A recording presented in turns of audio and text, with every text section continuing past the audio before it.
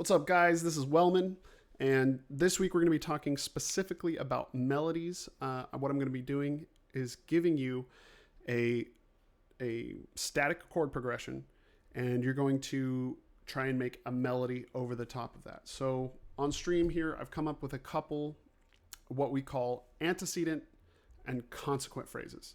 That means that you have a phrase that sets up a second one, and then the second one delivers on what the first one kind of predicts. So essentially, the beginning of both phrases are going to look and sound exactly the same, but with the ending being slightly different, more resolute, let's say. So let's talk about one first that everybody knows. The best example of an antecedent and consequent phrase is from Mary Had a Little Lamb. So if we listen to Mary Had a Little Lamb, you look down here. This is what the melody looks like, and I can zoom in on this so we can all just kind of take a better look. Underneath, I have just some basic chords. It's a 1 chord and a 5 chord, and we're playing in the key of C major. C major essentially means that you're only having to deal with the white keys on the piano roll.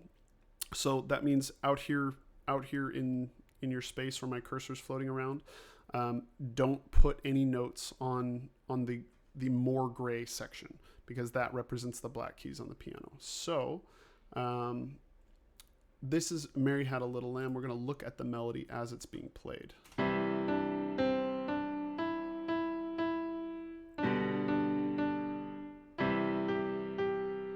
So that's the antecedent phrase. It's the first part. Now the second part of the phrase is exactly like the first.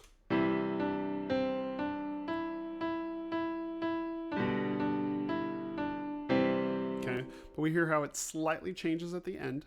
And we end on a more resolute note, or a note that has more resolution. It feels more like home than the note that ended the antecedent phrase.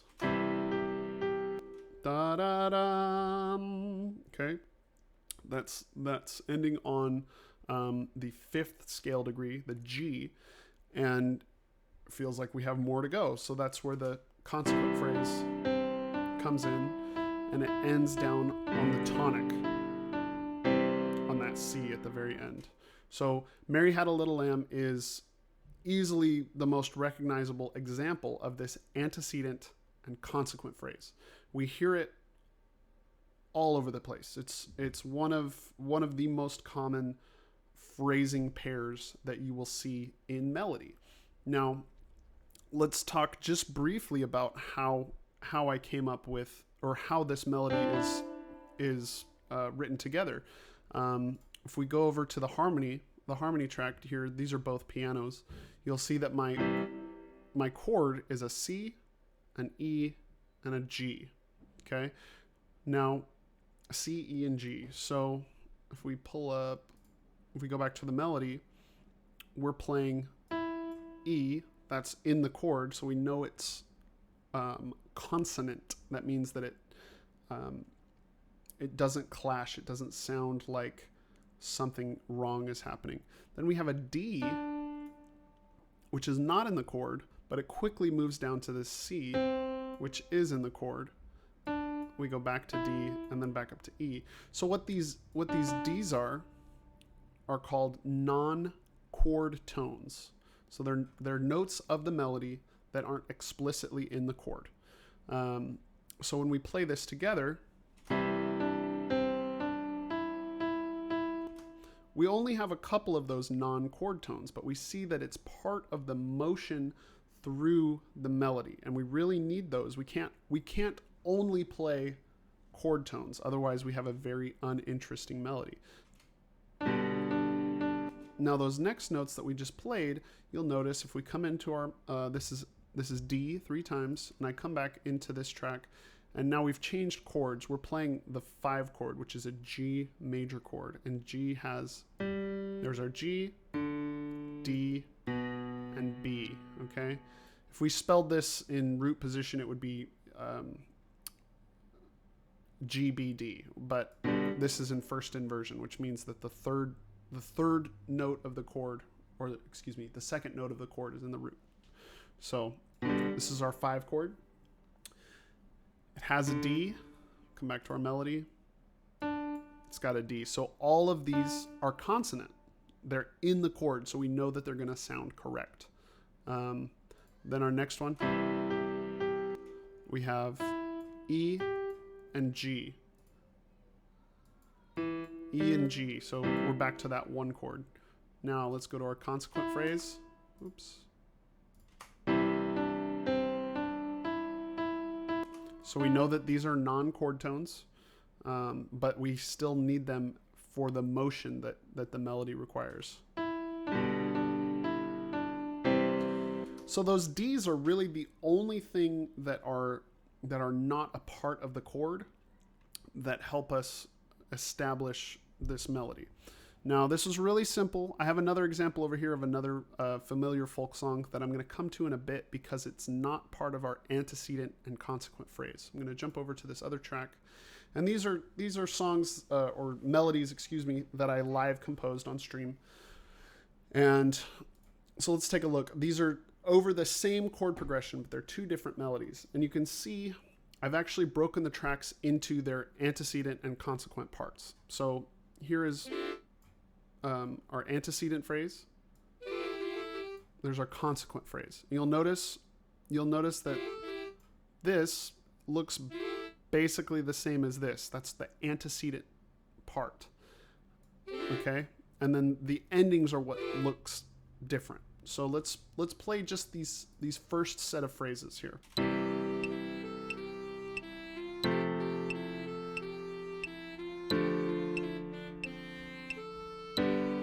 Okay? So there's our antecedent phrase. Antecedent phrase. Now it sounds like that ends on a if we come back up into our harmony line, this is our chord progression. We start with a one chord, so that's C, E, and G. We're still in the key of C, so we're still avoiding those black keys. Then we're playing a four chord, which is an F chord. That's F, A, and C. Then we've got a two chord, which is a minor chord. That's D, F, and A. And then we end on a five chord. So that is D, G, and B. Yeah, D, G, and B. So we can come through and analyze, like, so, boom. So this is our one chord that has C, E, and G. And the notes in our melody are G, E, and then we've got this A. So our A, we've got an A non-chord tone. But this is a really memorable melody that we hear a lot on the playground. We hear it in what's the melody we did? Ring Around the Rosie. Ring around the Rosie, da da da da da da da, pocket full of posy. Okay, so this is a melody that's kind of in our childhood language of music, essentially, and I'm just repurposing it for something else. Now, obviously, we're ending on this five chord, and that's a D. Now, here's the consequent phrase. You can see that it's separated up here. Starts the same.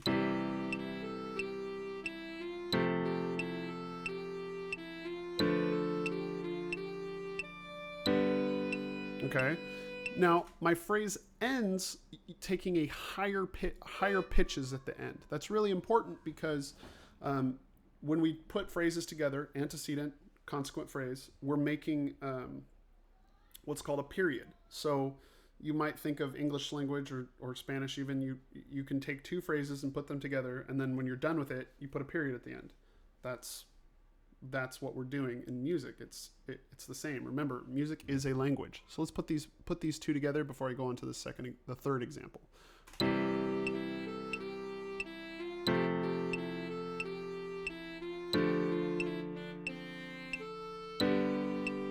Okay.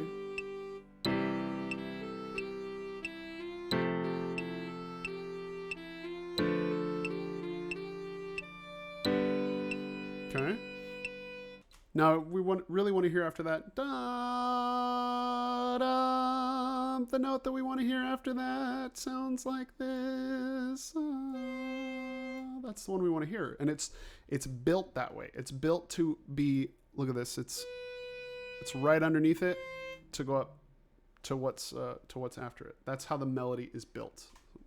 So let's listen to our second example here. Same harmonic progression, same chord progression, but a different melody. You'll notice again that the shape of our melody is the same in the beginning. That's one way we're going to know that this is an antecedent and consequent phrase. Okay, so here we go. Same chord progression, different melody.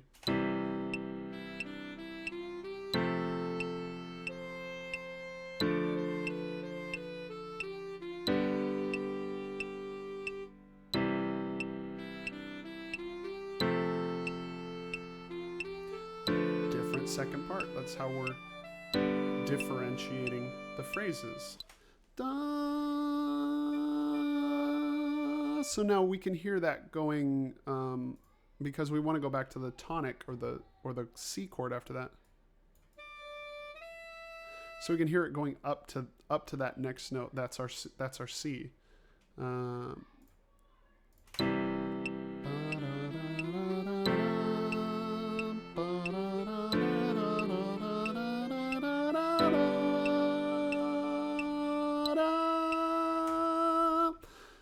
See, if you remember one of the videos I showed the week that we left school, the guy said the melody really, or the riff really writes itself. That's really what he means. Is you can feel it's part of you where the melody should go next. Now, this didn't take me very long to do, and the way I did it was I actually composed it using our using the keyboard pad. Then I went in and edited it using the piano roll. Let's see. This melody over here was another one we did, but it doesn't really fit our antecedent consequent phrasing. So what I'm looking for this week is I'm going to give you this chord progression that you're seeing on your screen, and you're going to come up with your own melody. Now, melody is going to be using, I'll probably put a track in for you, so it'll be some kind of single note instrument. So, for example, I'm using the saxophone. I might just give you two pianos or a, I don't know, something else. And you're going to give me an 8-bar period, which is 2 phrases, an antecedent phrase and a consequent phrase. That's what you need to do to get this settled in. Okay? And if you have any more questions, pop into stream and we'll figure out what's going on. Thanks, guys. Remember to subscribe.